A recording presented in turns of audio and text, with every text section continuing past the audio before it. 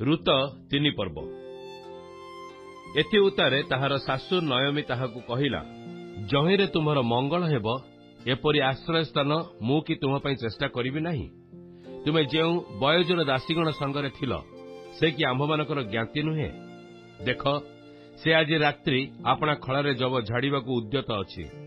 ଏଣୁ ତୁମେ ଏବେ ସ୍ନାନ କର ଓ ତୈଳ ମର୍ଦ୍ଦନ କର ଓ ଆପଣା ଉତ୍ତମ ବସ୍ତ୍ର ପରିଧାନ କରି ସେ ଖଳାକୁ ଯାଅ।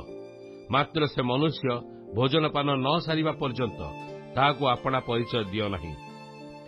ସେ ଯେତେବେଳେ ଶୟନ କରିବ, ସେତେବେଳେ ତୁମେ ତାହାର ଶୟନ ସ୍ଥାନ ଦେଖି ନିର୍ଣ୍ଣୟ କର।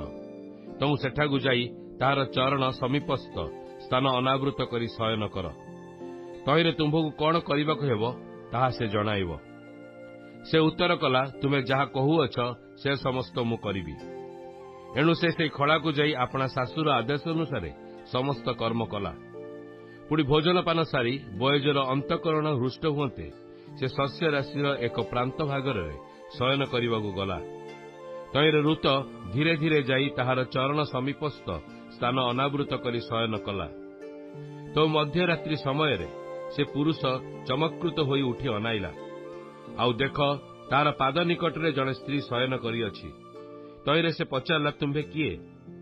ସେ ଉତ୍ତର କଲା, ମୁଁ ଆପଣଙ୍କର ଦାସୀ ଋତ। ଏଣୁ ଆପଣଙ୍କ ପକ୍ଷ ଆପଣଙ୍କ ଦାସୀ ଉପରେ ବିସ୍ତାର କରନ୍ତୁ, କାରଣ ଆପଣ ମୁକ୍ତିକର୍ତ୍ତା ଜ୍ଞାତି ଅଟନ୍ତି। ସେ କହିଲା, ଆଗ ମୋହର କନ୍ୟା, ତୁମେ ସଦାପ୍ରଭୁଙ୍କର ଆଶୀର୍ବାଦ ପ୍ରାର୍ଥୀ ହୁଅ। ଯେହେତୁ ତୁମେ ଧନବାନ କି ଦରିଦ୍ର, କୌଣସି ଯୁବା ପୁରୁଷର ଅନୁଗାମିନୀ ନ ହୋଇ ପ୍ରଥମ ଅପେକ୍ଷା ଶେଷରେ ଅଧିକ ସାଧୁତା ଦେଖାଇଅଛ। ଏଣୁ ଆଗେ ମୋହର କନ୍ୟା, ଭୟ କର ନାହିଁ।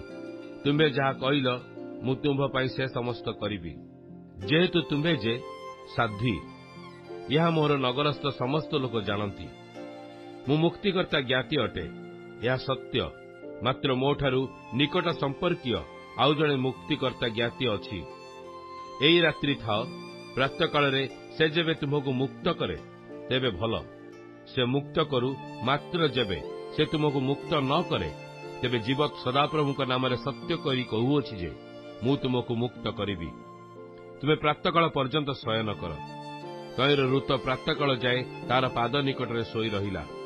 ପୁଣି କେହି କାହାକୁ ଚିହ୍ନି ପାରିବା ସମୟ ପୂର୍ବେ ସେ ଉଠିଲା, କାରଣ ବୋୟଜ କହିଲା, ଖଳାକୁ ଯେ ଏ ସ୍ତ୍ରୀ ଆସିଥିଲା, ଏହା ଜଣା ନ ଯାଉ। ସେ ଆହୁରି କହିଲା, ତୁମର ଆବରଣୀୟ ବସ୍ତ୍ର ବିଛାଇ ଧର। ତହିଁରେ ଋତ ତାହା ବିଛାଇ ଧରନ୍ତେ ସେ 6 ପାତ୍ର ଯବ ମାପି ତାହାର ମସ୍ତକରେ ଦେଇ ନଗରକୁ ଚାଲିଗଲା। ତ ଋତ ଆପଣା ଶାଶୁ ନିକଟକୁ ଆସନ୍ତେ ସେ କହିଲା, ଆଗ ଆମ୍ଭର କନ୍ୟା, କଣ ହେଲା? ତହିଁରେ ସେ ଆପଣା ପ୍ରତି ସେହି ପୁରୁଷର କୃତ ସମସ୍ତ କର୍ମ ତାହାକୁ ଜ୍ଞାତ କରାଇଲା।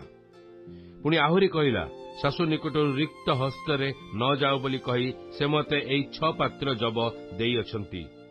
ତହୁଁ ତାହାର ଶାଶୁ ତାହାକୁ କହିଲା, ଆଗ ଆମ୍ଭର କନ୍ୟା, ଏ ବିଷୟ କଣ ହେବ?